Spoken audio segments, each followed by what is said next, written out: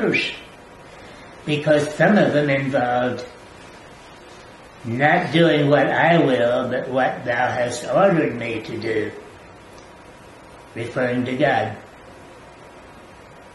Yes, the church was held in high regard, and when a member of the clergy saw something which obviously needed correction, it was not uncommon for him to speak. Speak privately, if that will suffice. Speak a little more publicly, if that's required. Or speak very publicly, if that's required. And in many cases they did so. And that usually was enough. The miscreants knew who was being referred to, and they either went underground or they stopped doing what was being criticized. The church came into better times. In those early days, politically, church was unpopular among very powerful groups. I remember seeing signs like niggers and Catholics not welcome,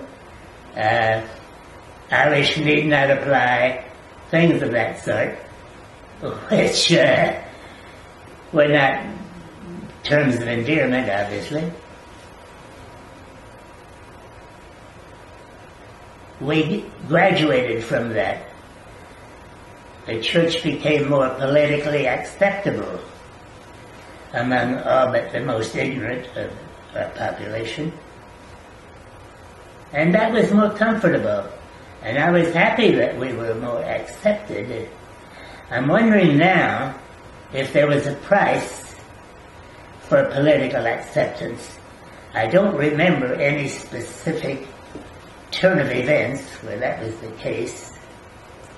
But I do know that now it's not uncommon to find a member of several different churches being invited to a festive occasion, a priest and a rabbi and a Protestant minister all on the same platform speaking to the assembled crowd, so we're politically more accepted. I wonder if there was a price for that acceptance. I wonder if it involved,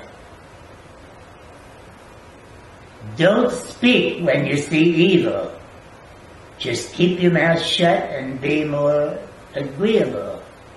I wonder if that's the case.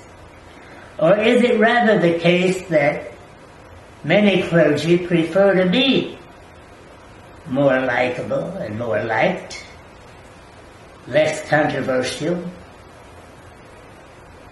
less the object of criticism and ridicule?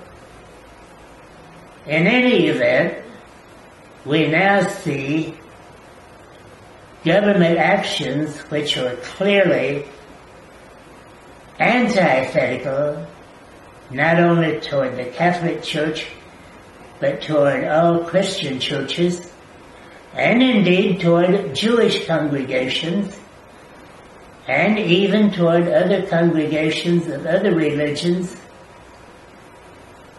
No one is speaking very effectively, as I see it, against such government action, and that amazes me. It amazes me that anybody in government would be so brash as to issue a ruling which clearly violates the tenets of any well-accepted church. Indeed, I would more expect government agencies and agents to bend over backwards to reword things so as not to offend anyone in a position of authority, ecclesiastical authority, that is. But here we see it, not only in communities of ignorant people, but at federal level.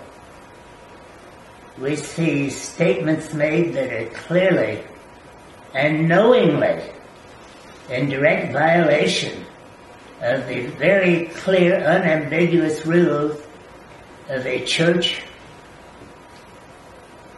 one wonders, is it time for the clergy to become a little more courageous and speak up a little more? Or will it fall the lot of the laity to speak up without the leadership of their leaders?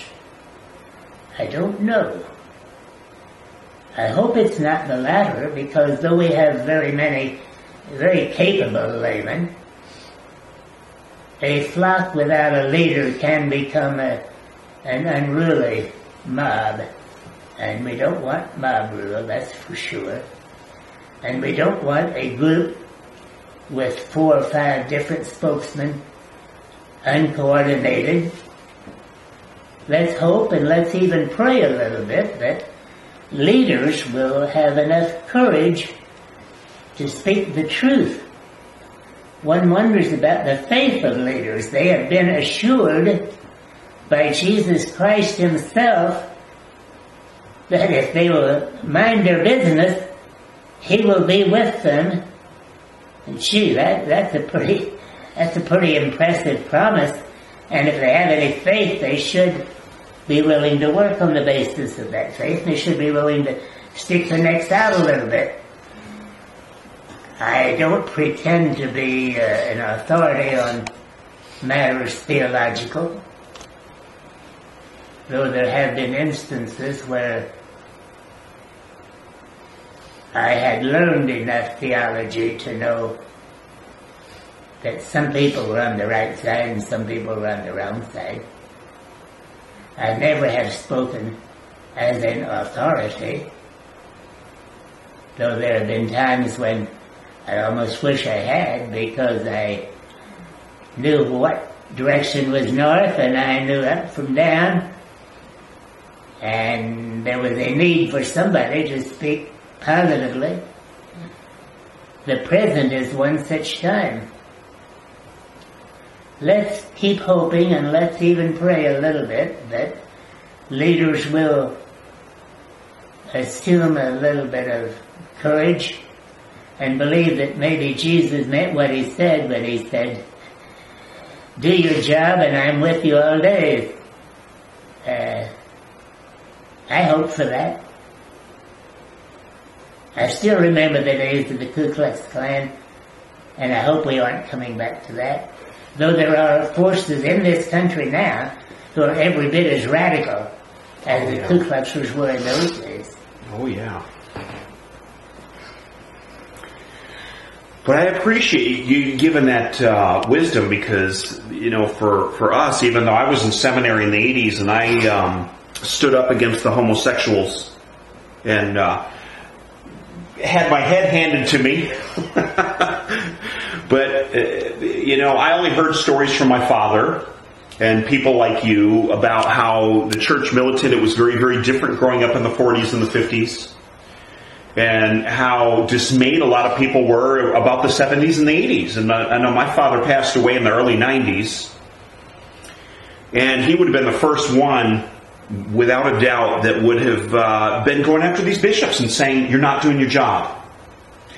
And I know I want to appreciate you. You know that I was arrested by Bishop Laverty himself on his orders for handing out literature that really went at Obama the first time around. Because my thoughts are on that is that these guys are now coming out, and I am rather angry